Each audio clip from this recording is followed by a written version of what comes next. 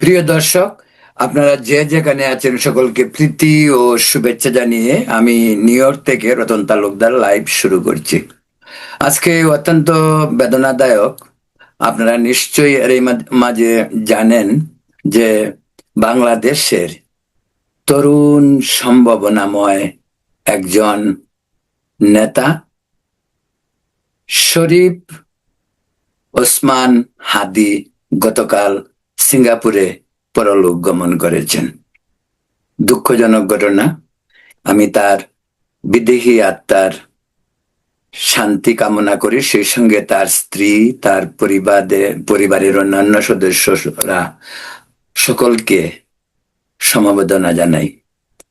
এমনকি তার মাত্র 1 বছরের শিশু সন্তানের প্রতিও আমার রইল আদর এবং সমবেদনা।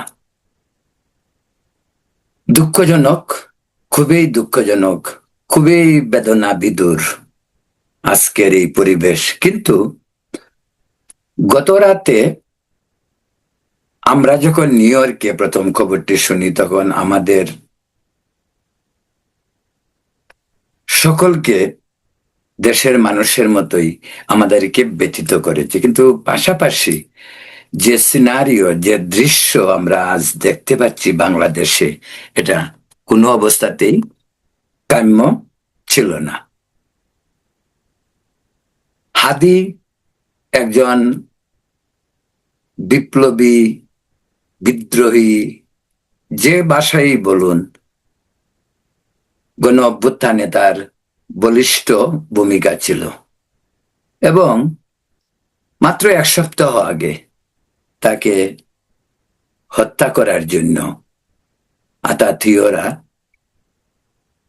শুক্রবার জুম্মার নামাজ থেকে বের হওয়ার পরপরই ঢাকার বিজয়নগরে তার উপর গুলি করা হয় এবং তিনি অত্যন্ত মুমূর্ষু অবস্থায় আহত হন। তারপরের ইতিহাস আপনাদের জানা। তাকে সিঙ্গাপুর নেওয়া হয়। সিঙ্গাপুর থেকে কাল রাতেই আমরা সেই ভয়াবহ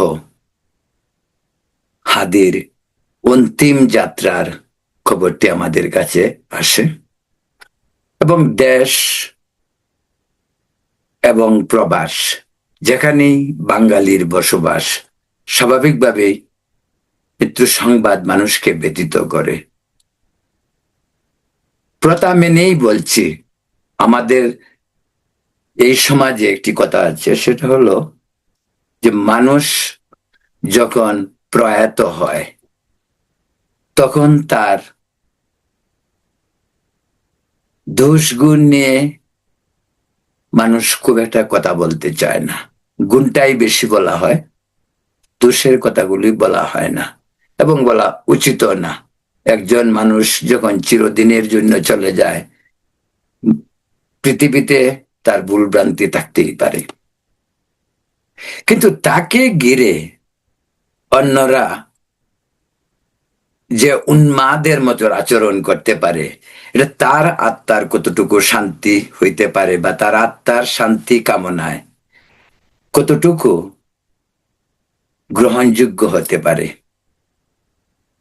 আমাদের যে সংস্কৃতি, বাংলাদেশি বলুন, বাঙালি সংস্কৃতি বলুন, মুসলিম সংস্কৃতি বলুন, কোন সংস্কৃতিতেই কি এই বিষয়টা কাম্য যে একজন মানুষ প্রয়াত হওয়ার পরে দেশে এক উচ্ছৃঙ্খল অবস্থার তৈরি হতে পারে?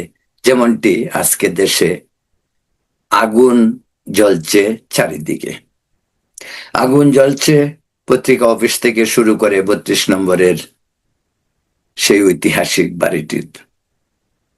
প্রথম আলো, ডেইলি স্টার, প্রবীণ সাংবাদিক নুরুল কবিরের উপর যে দৃশ্য, যেটি কোনো অবস্থাতে একটি মানবিক ইস্যু হইতে পারে না। প্রিয় দর্শক, বলছিলাম হাদি মারা যাওয়ার পর একটু ইমোশন থাকতেই পারে মানুষের মাঝে। তার বন্ধু বান্ধব, শুভাকাঙ্ক্ষী, শুভানুধ্যায়ী পরিবার সকলের মাঝেই এক ধরনের দুঃখ বেদনা পুঞ্জীভূত হয়েছিল যতদিন তিনি চিকিৎসাধীন ছিলেন। আজ সেই অন্তিম দিনে বাংলাদেশে যা ঘটছে, এই বিষয়টি কি কোনো অবস্থাতেই কাম্য কিনা, সেই প্রশ্নটি আজকে উঠতেই পারে।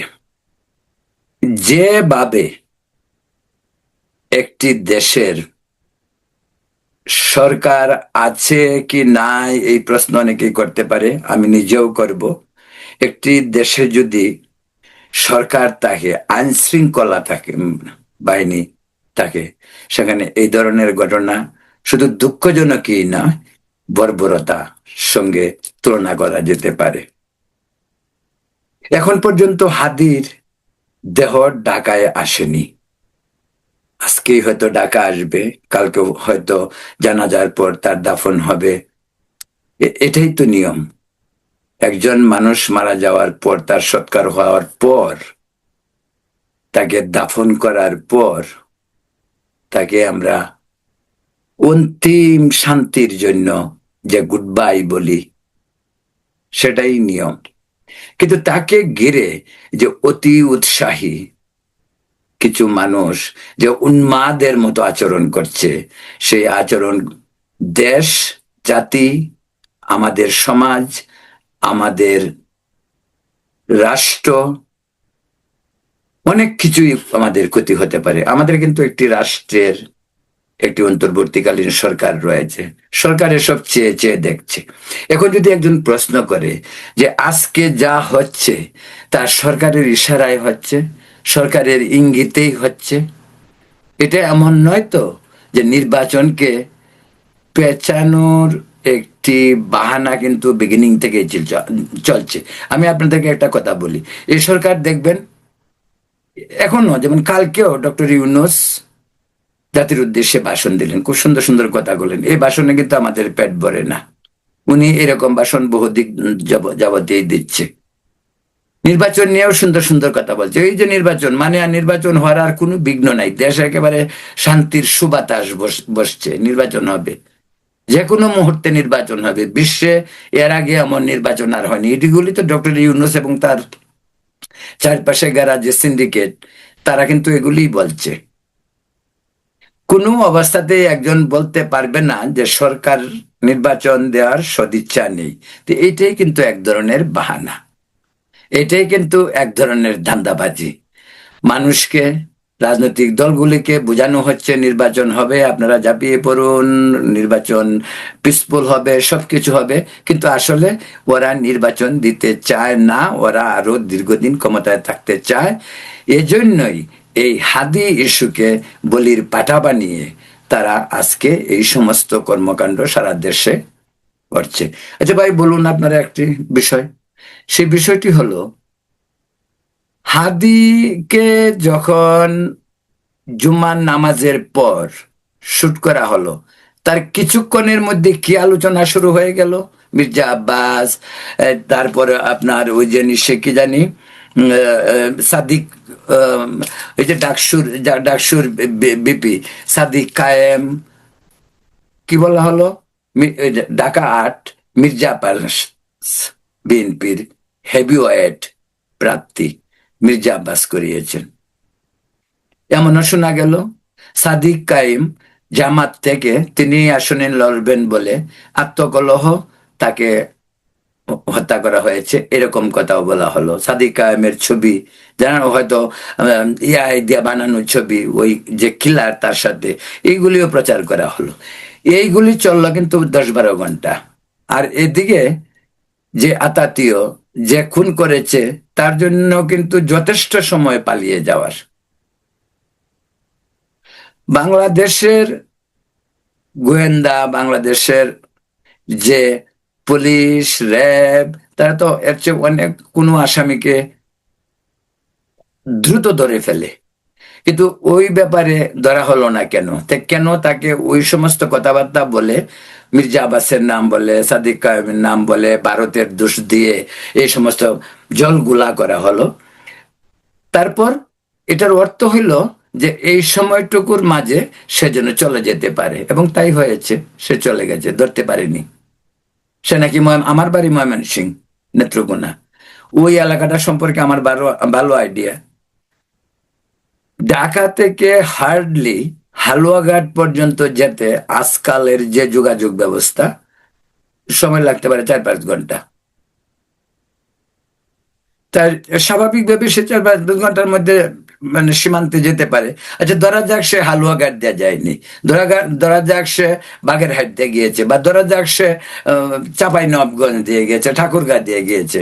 আচ্ছা ভাই, ঢাকা থেকে ঠাকুরগাঁ যেতে বা সাতক্ষীরা যেতে বা বাগেরহাট যেতে, ওই যে সীমান্তবর্তী এলাকা থেকে, বা সিলেট যেতে কতক্ষণ সময়ের দরকার? আমরা তো সাদিক মানে কি বলে যে হাদিকে আতাতীয় গুলির অন্তত 12 ঘন্টা থেকে 14 ঘন্টা পর্যন্ত এগুলি নিয়ে ভাবিও নাই পর্যন্ত। শুধু সরকার থেকে বলা হয়েছে যেন সে সীমান্ত পার হয়ে যেতে না পারে, তাই তো। এর চেয়ে বেশি তো কিছু বলা হয়নি। কিন্তু যে সময়টুকু তাকে দেওয়া হয়েছে সে নির্বিঘ্নে চলে গেছে। আচ্ছা ভাই, এখন এই নিয়ে ভারতে কি করছে? ভারত কি বলছে তুমি আসো, আমার এখানে আসো? ভারতে তো হাজার হাজার আওয়ামী লীগার গেছে, ভারতে তো বাংলাদেশের হাজার হাজার ডাকাত গেছে। যখন আওয়ামী লীগও ক্ষমতায় ছিল, বাংলাদেশে ঢাকা শহরে যত চোর ডাকাত সিন্ডিকেট, কোনো প্রবলেম হলেই ভারতে। এই যে পিনাকি এত বড় বড় কথা বলে, পিনাকি ভট্টাচার্য, সে কিভাবে পালাইছিল? ভারতে গিয়ে পালাইছিল। তো ভারত দিয়েই তো আমাদের সমস্ত ধান্দাবাজ বাটপার, যারা খুনি, তারা সব কিন্তু ভারত দিয়েই পালিয়ে যায়। এর দৃষ্টান্ত গত 54 বছরে অনেক, হাজার হাজার, শত শত। এক আওয়ামী লীগ সরকারের পতনের পর শেখ হাসিনা তো পালায়নি, শেখ হাসিনাকে আমরা আদর করে ভারতে দিয়ে এসেছি। আমাদের চোখের সামনে শেখ হাসিনা গেল, আমাদের আর্মি, আমাদের হেলিকপ্টার দিয়ে শেখ হাসিনাকে ভারতে পৌঁছে দেওয়া হয়েছে। সেখান থেকে ভারতীয় বিমান বাহিনী তাকে নিয়ে দিল্লি গেছে। অনেকেই বলে শেখ হাসিনা পালাইছে। শেখ হাসিনা পালাবে কেন? শেখ হাসিনাকে আত্মরক্ষার জন্য সেনাবাহিনীর লোকজন তাকে ভারতের সঙ্গে নিগোসিয়েট করে তারা ভারতে পাঠিয়ে দিয়েছে। তো এটাকে পালানো বলে? কাদের, নানক, কামাল, তাদেরকে বলতে পারেন পালাইছে। এদের ওদের মতো শত শত হাজার হাজার ছোট বড় মাঝারি তৃণমূল, আওয়ামী লীগ এভাবেই পালিয়ে ভারতে গিয়েছে। হয়তো কেউ এখন পর্যন্ত দেশে আত্মগোপন করে আছে, মাঝে মাঝে ওরা ধরাও পড়ছে এবং তাদের জেলেও পড়া হচ্ছে। অনেক মন্ত্রীও জেলে আছে, অনেকেই আবার আত্মগোপন করেও আছে, কেউ বলতে পারছে না কোথায় আছে। তো প্রিয় দর্শক, যেটা বলছিলাম যে এই কায়েম মানে মানে হাদি সাথে যে ছেলেটি নির্বাচনী প্রচারণায় তার সঙ্গ দিয়েছিল, তার সঙ্গে একাধিক ছবি, অনেক ভিডিও দেখা গেছে। তো ওইটা কিভাবে হলো? তাহলে ওইটা কি ওই মেটিকুলাসলি ডিজাইনের মতো আওয়ামী লীগের লুঙ্গির ভিতরে যেমন শিবির ঢুকে পড়েছিল, ওইটা কি তাই এইরকমই ঘটনা? তো ওইটা যদি আপনারা করতে পারেন মেটিকুলাস ডিজাইন নিতে, তারা করলে অসুবিধা, তারা করতে পারে না, তারাও করতে পারে। আপনি যে পথ দেখে দিবেন সেই পথেই তো তারা যাবে। এটাই তো আমাদের বাংলাদেশে হচ্ছে, প্রতিহিংসা, দম্ভ, একে অপরকে সহ্য না করা, রাজনৈতিক আদর্শের মতো পার্থক্যকে সহনশীলতার সাথে মোকাবিলা না করে এক ধরনের হিংস্রতা আমাদের চরিত্রের বৈশিষ্ট্য। এবং তারই প্রতিফলন ঘটছে হাদি প্রয়াত হওয়ার পর।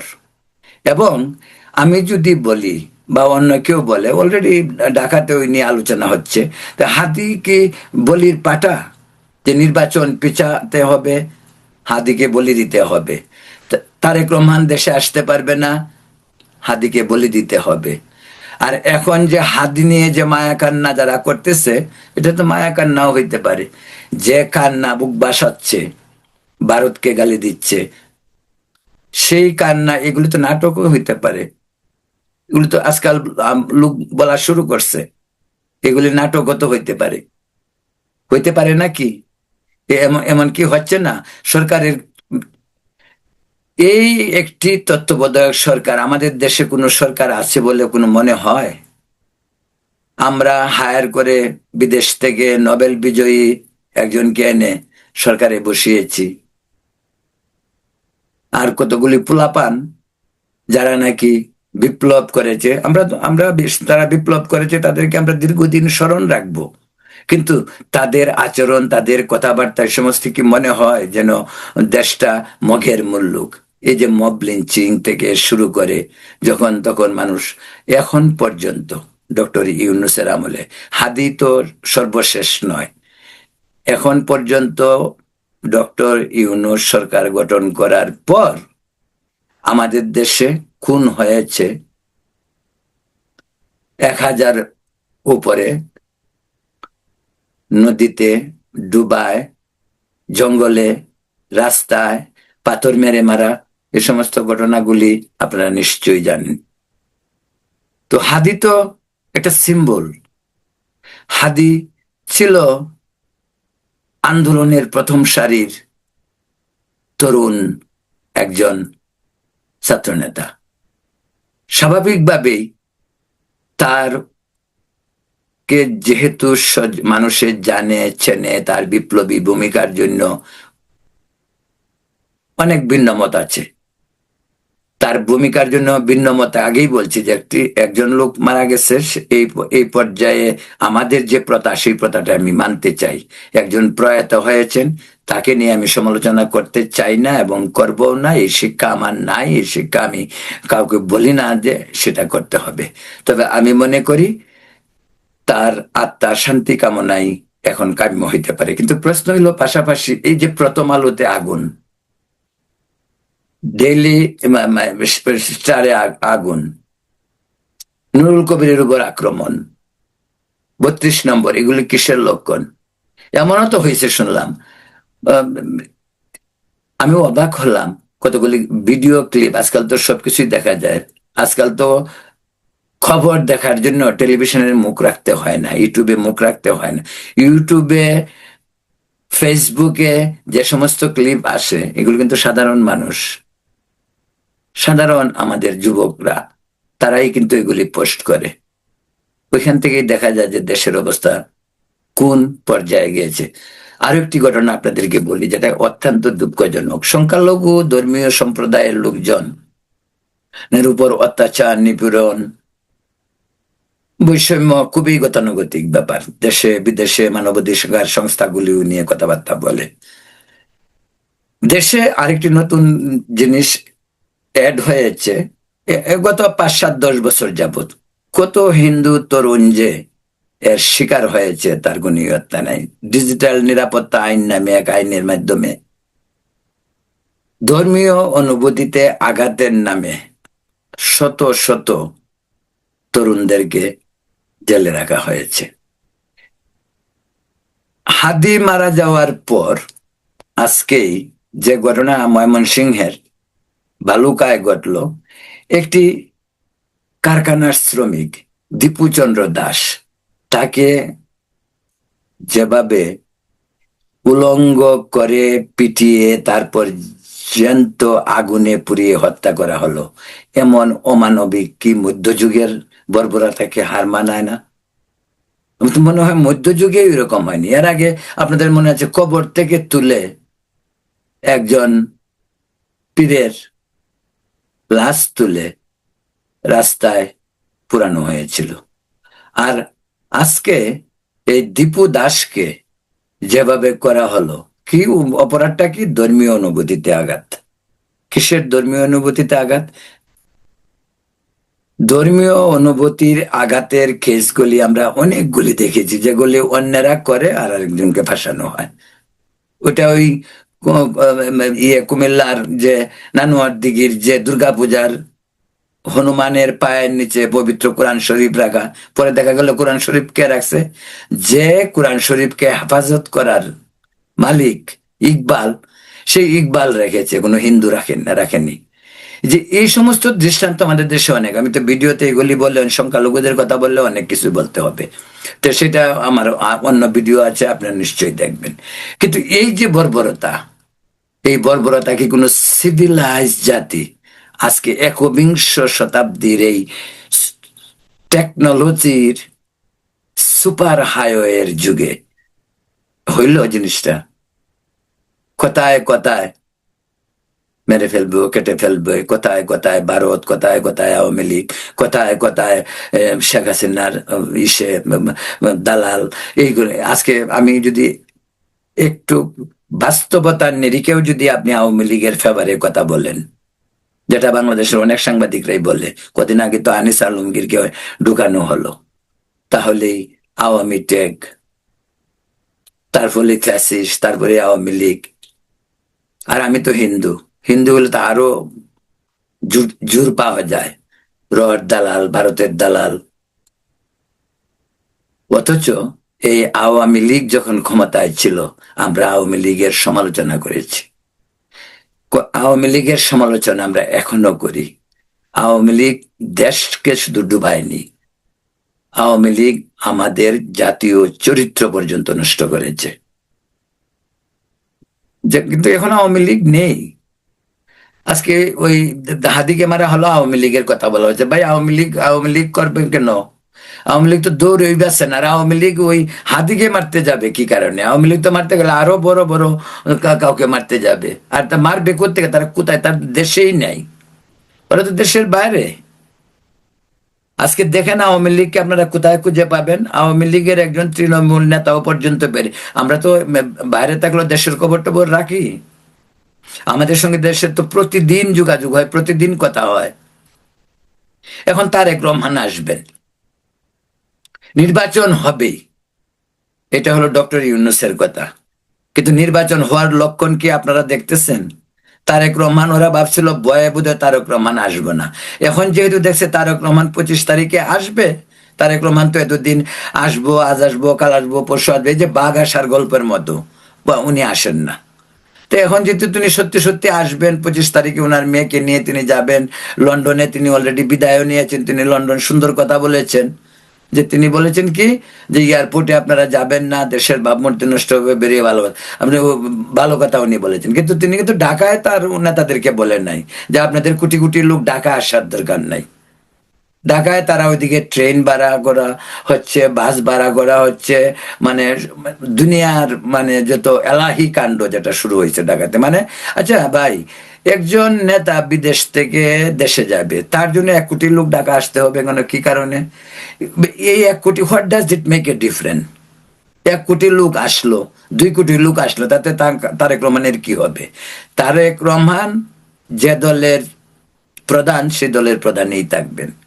তারেক রহমান তার মাকে দেখতে যাবেন, নির্বাচনী প্রচার করবেন, অত্যন্ত স্বাভাবিক বিষয়। এখানে ট্রেন দিয়ে, বাস দিয়ে কোটি কোটি টাকা খরচ করে, রাস্তাঘাট বন্ধ করে, 300 ফিট রাস্তাকে অবরোধ করে, এগুলির এই নাটকের প্রয়োজনটা কি? এটা দরকারটা কি?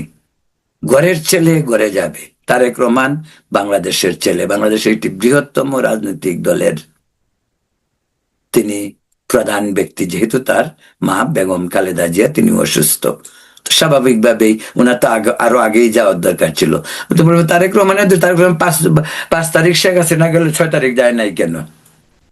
এত দেশপ্রেম, এত কিছু, 6 তারিখ তিনি গেলেন না কেন? এরপরে 2 মাস পর পরই অমুক দিন আসতেছি, তমুক দিন আসতেছি, এগুলি করছেন, এই নাটক তিনি কিছুদিন করছেন। এখন তিনি যাচ্ছেন লন্ডনে, কেউ এয়ারপোর্টে যাবে না, কিন্তু ঢাকা এয়ারপোর্টে সবাই আসো। কারণ আমাদের দেশে যদি গন্ডগোল হয়, এই উপলক্ষে যদি আরো লোক মারা যায়, রাস্তাঘাট বন্ধ থাকে, সবকিছু হয়, তাতে সমস্যা নাই। মানে এত মানে দেশের ভাবমূর্তি, এত দেশপ্রেমিক, দেশের ভাবমূর্তির জন্য তিনি লন্ডনে কাউকে যেতে না, বিমানবন্দরে যেতে না। যাই হোক, তারেক রহমানের ব্যাপারটা বুঝবে। তবে আমি মনে করি এই তারেক রহমানকে হটানোর জন্য, এই তারেক রহমান যেন বাংলাদেশে না যেতে পারে, এটাই হলো অন্তর্বর্তীকালীন সরকার বা এই যে এনসিপি বলুন, অন্যান্য 24-এর গণ অভ্যুত্থানের পর যারা তথাকথিত নেতা হয়েছেন, এইটাই তাদের প্ল্যান, যে তারেক রহমান গেলে সমস্যা, তারেক রহমান গেলে বিএনপির রাজনৈতিক পরিবর্তন বুমিং হতে পারে, নির্বাচনে তারেক রহমানের উপস্থিতি একটি অন্য মাত্রা সংযোজন করতে পারে, যেটা বিএনপির জন্য অবশ্যই ভালো হবে। কারণ অ্যাটলিস্ট নির্বাচনে তারেক রহমান প্রচারে অংশ নিয়ে নিজের দলের নির্বাচনটি তিনি পরিচালনা করতে পারবে। নির্বাচনে জয় পরাজয় যাই হোক, নির্বাচনে অনেক ষড়যন্ত্র চলছে, বিএনপি এখনো খাদের কিনারে। বিএনপি এবং তারেক রহমান ইউনূসকে নিয়ে অনেক খেলা খেলছেন, কিন্তু এই আপুষ্কামিতা বিএনপির ডক্টর ইউনূসের সঙ্গে করার যে পরিণতির জন্য বিএনপিকে আরো অনেক দিন সাফার করতে হবে। এবং ডক্টর ইউনূস তাই চেয়েছেন যে প্রধান বিরোধী দল বিএনপিকে যদি দমন করে রাখা যায়, তাহলে তার শাসনকাল দীর্ঘস্থায়ী করতে অসুবিধা হবে না। অন্য যারা আছে, জামাত 7% ভোট থেকে যদি এখন 20% হয়, তো জামাত মনে করে যে আমি যদি আরো 1 বছর 2 বছর অপেক্ষা করি, আমার অবস্থা আরো ভালো হবে। বিএনপি তাদের একটাই লক্ষ্য, বিএনপিকে কিভাবে মাইনাস করা যায়। এবং বিএনপির নেতারা যে তা বুঝেনি, কিছু কিছু তা বুঝতে পারছে। আর বিএনপি 5 তারিখের পরে এমন এক ভাব তারেক রহমান দেখিয়েছেন যে ভাই যা সবকিছুতেই রাজি, যাই বলেন সবই রাজি। কারণ তারেক রহমান বা বিএনপি ধরেই নিয়েছে নির্বাচন দিবে, আওয়ামী লীগ চলে গেছে, নির্বাচন দিবে, তারা ক্ষমতায় এসে পড়বে, তারেক রহমান প্রধানমন্ত্রী হবে। এই যে মানসিকতা বিএনপিকে আরো ভয়াবহভাবে ক্ষতি করেছে। কারণ প্রতিপক্ষ তো সবসময় থাকবে, প্রতিপক্ষ বুঝে ফেলেছে যে বিএনপি কি চায়, বিএনপি আর কিচ্ছু চায় না, কিসের জনগণের কল্যাণ, কিসের দেশপ্রেম, বিএনপি ক্ষমতায় যেতে চায়, আর বিএনপির তারেক রহমান প্রধানমন্ত্রী হইতে চায়। তো আরেক শ্রেণীর দিকে আছে, তারা অলরেডি প্রচার করছে, জামাত, তারা বলছে যে আমরা 1 স্বৈরাচার তাড়িয়েছি, আরেক স্বৈরাচার আসবে। এবং বিএনপির যে সমস্ত নমুনা 5 তারিখের পরে যে গণচাঁদাবাজি থেকে শুরু করে অতি আত্মবিশ্বাসী হয়ে, যেন ঢাকা শহর এনসিপির পোলাপানদের আন্ডারে ছিল আর পুরা দেশ বিএনপির আন্ডারে ছিল।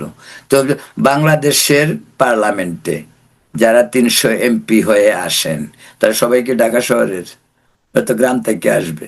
তো গ্রামের মানুষ তো বিএনপির চাঁদাবাজি, দম্ভ, অহংকারের ছবিটি 5 আগস্টের পর দেখেছে। তো একজন যদি বলে যে লাউ সেই কদু, সে আওয়ামী লীগ গেছে, সে আবার আরেকজন আসতে, সে ওই রকমই হবে। তো পরিবর্তন কি? কিসের সংস্কার হলো, কিসের পরিবর্তন হলো, কিসের আন্দোলন হলো? এই সার্কামটেন্স বাংলাদেশে আজকের, এবং আজকের এই পরিস্থিতি আপনারা যদি খুব গভীরভাবে ভেবে দেখেন, আজকে যেমনটা হলো, এই যে হাদি মারা গেলেন, পিনাকি সহ বাইরে থেকে যারা যারা অনবরত বিভ্রান্ত করছে তরুণ সমাজদেরকে, তারা অর্ডার দিচ্ছে বাংলাদেশে। তো বাংলাদেশের সরকারকে আমি তো বলি, আজকে পিনাকির একটা ক্লিপ দেখলাম কিছুক্ষণ আগে, হাদি মারা যাওয়ার পরে। দেশবাসী, আপনারা প্রথম আলো, ডেইলি স্টারের সাংবাদিকদেরকে ইসে করেন, কিছু করবেন না, ও সেনাবাহিনীকে তাদেরকে নিতে দেন। তো সেনাবাহিনীকে নিতে দেন, ওই যে উনি হলো আমাদের আরেক রাষ্ট্রপতি বসা আছে ফ্রান্সে। মানে ইডিয়েট কাকে বলে? সে প্রথম আলো এবং ডেইলি স্টারের সারাদিন শ্রাদ্ধ করত। সেনাবাহিনী ওয়াকারুজ্জামানের স্বাধীন, এখন সে ওই ওয়াকারুজ্জামানের বাহিনীকে বলে সাংবাদিকদের গিয়ে উদ্ধার করতে। সে বলে, আর আরেকটি বিষয় আমাকে খুব খুব অবাক লেগেছে, যে সে বলে অনেকেই খুব মানে ইসে করতেছে, কি বলে জানি কথাটা, আমি এক জায়গায় লিখে লিখে রেখেছি। কথাটা হলো এইরকম, সে বলতেছে কেউ কেউ খুব ঘৃণা ছড়াচ্ছেন। আচ্ছা ভাই, পিনাকির মুখে যদি বলে কেউ কেউ ঘৃণা ছড়াচ্ছে, এর চেয়ে লাভ, এর চেয়ে হাস্যপ্রদ আর কি হইতে পারে? গত কয়েকটি বছর যাবৎ সে অশ্রাব্য ভাষায়, অশ্লীল ভাষায় সে ঘৃণা ছড়িয়ে যাচ্ছে। আর এই চুর ওইখান থেকে বলে এখন মানুষের কে কে নাকি ঘৃণা চড়াচ্ছে। ওর মুখে এগুলি সাজে, ওর মুখে কোনো ভালো কথা সাজে, ওর তো মুখ দিয়ে তো গালি আসে। কালকে আমি একজনের টক শোতে শুনতেছিলাম যে তার বাবা নাকি খুব ভালো ছিল, এই ছিল ভদ্রলোক বলতেছিল এরকম যে ছেলেটা তার বাবার মতো হলো না, বাবার বদনামটা করতেছেন। বাবা শ্যামল ভট্টাচার্য বগুড়াতে খুব ভালো মানুষ ছিল। আমি তা বিশ্বাস করি না। ভালো মানুষের ঘরে এরকম কুকুর জন্ম নিতে পারে না। আর এই কুকুর যদি না হবে, তার মাকেও নিয়ে অনেক কথাবার্তা হচ্ছে, পাখিদেরকে জড়িয়ে। কই, সে তো, তার তো কোনো রিয়াকশন নেই, সে তো কিছু বলে না। যে মায়ের গর্ভে জন্ম, সে তো কিছু বলে না। সারাক্ষণ মিথ্যা কথা, সারাক্ষণ দান্দাবাজি। অথচ এই মানুষটির কথা বাংলাদেশের মানুষ শুনে, তাদের সন্তান সন্ততি তারা শুনছে, তারা জাহান্নামে যাচ্ছে। অভিভাবকদের কোনো খবর নেই। মাদ্রাসার ছাত্র থেকে শুরু করে স্কুল কলেজের তরুণ উঠতি বয়সী ছেলেরা হলো পিনাকির ভিউয়ার। সেই ভিউ বিজনেসের মহাজন। আর আমাদের দেশে ডক্টর ইউনুস মহাজন। এই দুই মহাজন মিলে আমাদেরকে নতুন বাংলাদেশ দিবে। নতুন বাংলাদেশের দৃশ্যটি আজকে বাংলাদেশে দেখেন। হাদির মারা যাওয়াকে কেন্দ্র করে আজকে বাংলাদেশে যা হচ্ছে, তা আমার আমার তো মনে হয় 5 আগস্টেও তা হয়নি। আজকে আবার 32 নম্বর ভাঙতে গেল। 32 নম্বর, আরে বাবা, 32 নম্বর ব্যাঙ্গে এখানে যদি পুকুরও দেওয়া হয়, এটা 32 নম্বরই থাকবে। খেলার মাঠ বানানো হয়, ওইটা 32 নম্বরই থাকবে। স্থান পরিবর্তন হইতে পারে, ধ্বংস করতে পারেন, সাময়িক ধ্বংস। কোন স্থাপনা ধ্বংস করা যায়, আদর্শ কি ধ্বংস করা যায়? আদর্শ ধ্বংস করা যাবে না। এই যে বাংলাদেশে চলছে এই সমস্ত ইসে, ছায়ানট, ছায়ানটের উপর আক্রমণটা কেন? ছায়ানট হলো, ছায়ানট বলেন, উদীচী বলেন, ওরা হলো বাংলাদেশের সংস্কৃতির যে সাংস্কৃতিক বিপ্লব আমাদের স্বাধীন বাংলাদেশের শুরু হয়েছিল বা হচ্ছে, চলছে, তা কিন্তু ছায়ানটের একটি গুরুত্বপূর্ণ ভূমিকা এখানে রয়েছে। ভারতের হাই কমিশনারের উপর আক্রমণ করবে, ভারত ভিসা বন্ধ করেছে। আরে বাবা, ভারত এখানে কি করে? 7 সিস্টার, 7 সিস্টার তো ইসে কি বলে, আমি আমি আমার সঙ্গে একজন সম্প্রতি আরেকজনের সাথে কথা হইতেছিল গতকালকে। আমি বললাম, ভাই, হাসনাত আব্দুল্লাহ বলছে 7 সিস্টারের কথা। 7 সিস্টার দিয়ে শুরু করছে ডক্টর ইউনুস। এই পোলাপান বোধহয় 7 সিস্টার চিন্তাও না।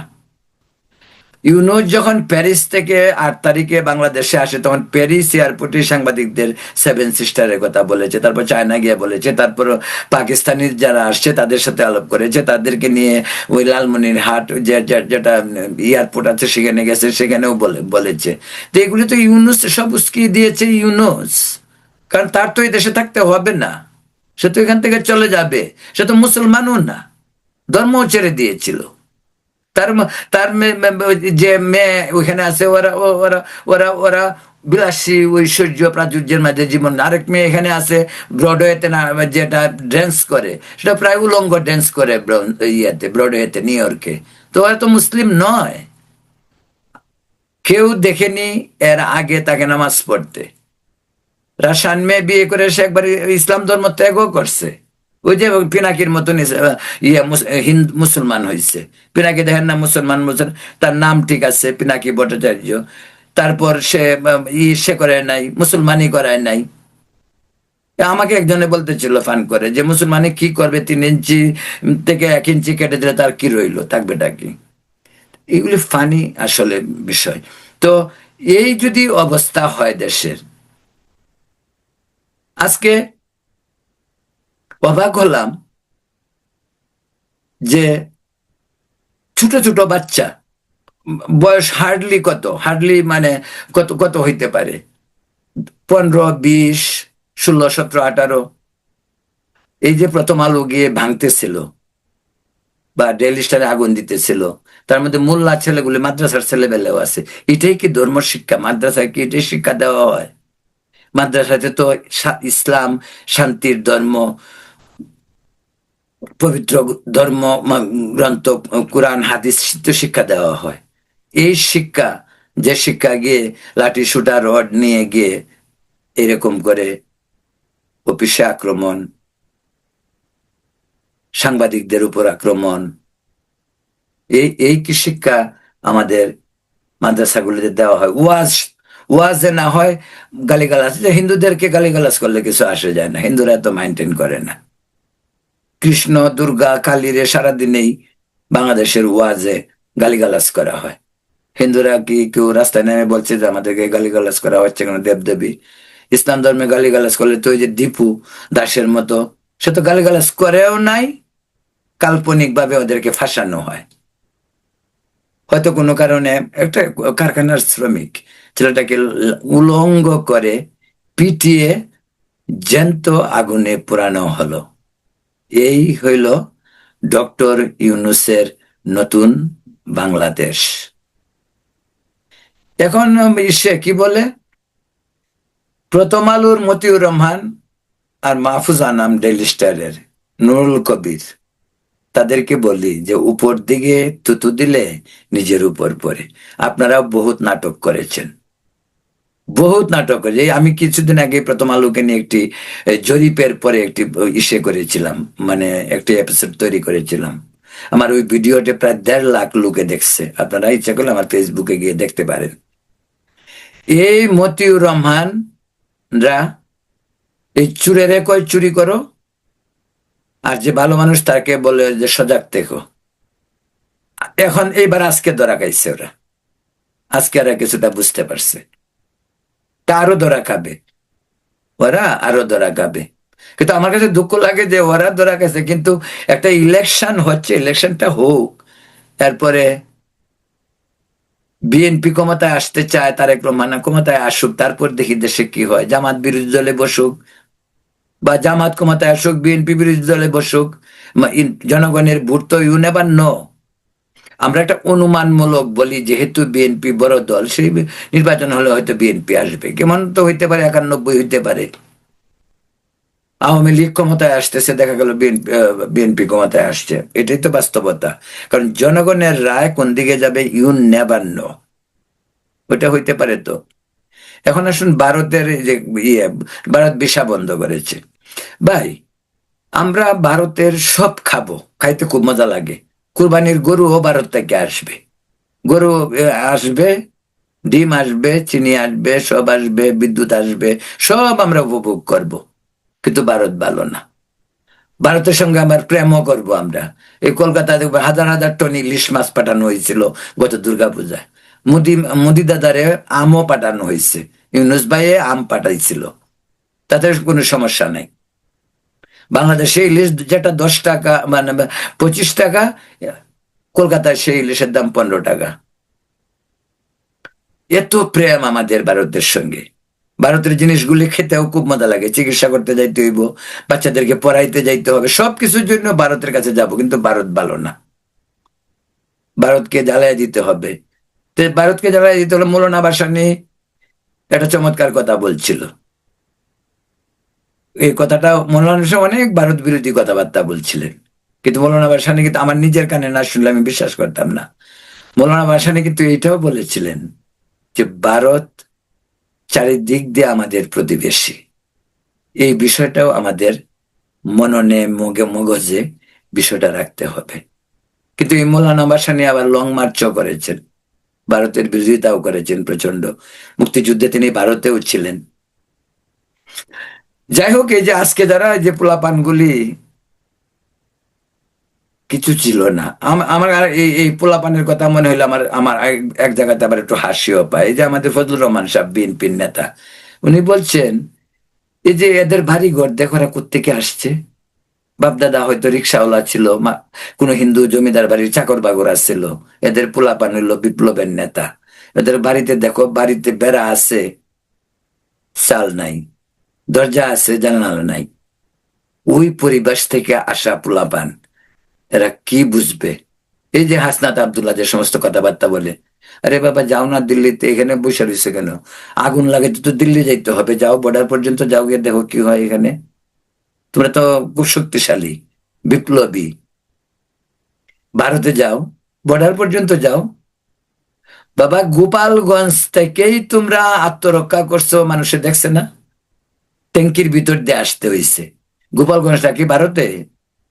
গোপালগঞ্জটা বাংলাদেশে। গোপালগঞ্জ থেকে কিভাবে আসতে হয়েছিল ওইটা তো ওই দিনের কথা। সবকিছুর একটা সীমা থাকা উচিত, সীমা লঙ্ঘন কোনো সময়ই উচিত নাই। এই যে ছেলেগুলি বিপ্লব করলো, তার তরুণ, আমি আমি বলি যে ওরা তরুণ, সম্ভাবনাময়, ওদের ওরা মেধাবী ছিল, কিন্তু তাদের কেন রাষ্ট্রযন্ত্রের অংশ নিতে হবে? আমাদের দেশে কি আর এর আগে গণ অভ্যুত্থান হয় নাই? ছাত্র নেতারা ছিল না?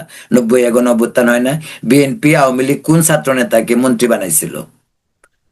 আবার কোন ছাত্র নেতা গিয়েছিল যে আমাকে মন্ত্রী করতে হবে? আজকে তাদেরকে উপদেষ্টা করে, এগুলো বাদ দেয়। ডক্টর ইউনূস বলে তোমরা ভালো করবে, ভালো করবে, খুব ভালো করবে, রাজনীতি করো। কারণ তুমি তো রাজনীতি 1/11-এর সময় করে ব্যর্থ হয়েছিল। উনি ওদেরকে দিয়ে ট্রাই করেছিল, যখন দেখলো যে এটা মাখাল ফল, তখন তিনি বিএনপির দিকে একটু ঝুঁকলো। আসলে সে বিএনপির দিকে ঝুঁকে নাই, তাদের দান্দা অন্যটা। আউলা জাউলা লাগাইয়া দিয়া, বেড়াছাড়া লাগাই দিয়া, যেটা আমাদের বাংলা ভাষায় বলে যে বেড়াছাড়া লাগাই দিয়ে যদি আরো কিছুদিন থাকা যায়। আর ভারত বিরোধিতা, বঙ্গবন্ধু বিরোধিতা, আওয়ামী লীগ বিরোধিতা, এগুলি পড়লে দেশে বেশ জনপ্রিয়। কারণ এই এই পোলাপান এগুলি চায়। পোলাপান তো আমাদের মুক্তিযুদ্ধের কাহিনী শুনতে চায় না, শেখ মুজিবের বীরত্বের কথা শুনতে চায় না, জিয়াউর রহমানের বীরত্বের কথা শুনতে চায় না, মনোয়ারা ভাসানীর বীরত্বের কথা শুনতে চায় না। তারা শুনতে চায় ইউনূসে তাদেরকে জুজু দেখাবে, সেভেন সিস্টার, ভারত। আবার এই মোদির সঙ্গে থাইল্যান্ডে দেখছেন তো, 1 ঘন্টা বসে রয়েছে মোদি দাদার পায়ের ধুলি নেওয়ার জন্য। থাইল্যান্ডে 1 ঘন্টা মিটিং এর জন্য 1 ঘন্টা বসা ছিল এই ইউনুস তার দলবল নিয়ে। এই হলো হিপোক্রেট, একে বলে ডাবল ফেস, ধুমুকি সাপ। আমরা এমনই এক সংকটে, দুমুখী সাপের পাল্লায় পড়েছি। আপনারা দেখবেন এগুলি যা করা হচ্ছে সব শুধু দুটো কারণ: নির্বাচন পিছিয়ে আরো ক্ষমতায় থাকার জন্য। অবভিয়াসলি নির্বাচন পিছাইতে হলে তারেক রহমানকে বাধা দেওয়া। তারেক রহমান আসলে দেশের সিনারিও চেঞ্জ হবে, ডেফিনেটলি হবে। তো তারেক রহমানকে আটকাতে হবে। তারেক রহমানকে আটকাতে পারলেই নির্বাচন বানচাল হবে, নির্বাচন হবে না। আরো একটি কথা আপনাদেরকে বলি, নির্বাচন যদি কোনো কারণে হয়, আপনারা দেখবেন শেখ হাসিনার যে নির্বাচন, এর চেয়েও আরো ভয়াবহ নির্বাচন হবে। শেখ হাসিনা তো আমাদেরকে অনেক থালের নির্বাচন দিল, আমাদের ভোট দিতেই হয় না, যেতেই হয় নাই। দিনের ভোট, রাতে, আমি ডামি, তারপর কি বিনা প্রতিদ্বন্দ্বিতায়। এবার যদি ডক্টর ইউনূস বলছে না যে এমন নির্বাচন হবে, এই নির্বাচন আর আগের মানুষের দেখে নাই, আসলে তাই হবে। নির্বাচন দিয়ে সে থাকতে চেষ্টা করবে। ক্ষমতার এমন মজা পেয়েছে, দেশের প্রধান উপদেষ্টা মানে প্রধানমন্ত্রী। 14 গত 1.5 বছরে 14 বার দেশে গিয়েছেন, শত শত বৈদেশিক মুদ্রার অপচয়, এক রাত্রে হোটেল ভাড়া 7 লক্ষ টাকা বাংলাদেশের টাকায়। এই হলো ডক্টর ইউনূস নামা। তো আজ আপনাদেরকে বিদায় নিতে চাচ্ছি। হাদি প্রয়াত, আমরা অত্যন্ত দুঃখিত, বেদনা, যেটা আমি বিগিনিং এ বলেছি। তার বিদেহী আত্মার শান্তি কামনা করছি, তার পরিবারের প্রতি গভীর সমবেদনা। পরবর্তীতে কালকে আবার অন্য ভিডিও নিয়ে আসবো আপনাদের সামনে। এই পর্যন্ত ভালো থাকুন, সুস্থ থাকুন এবং নিরাপদ থাকুন। ধন্যবাদ।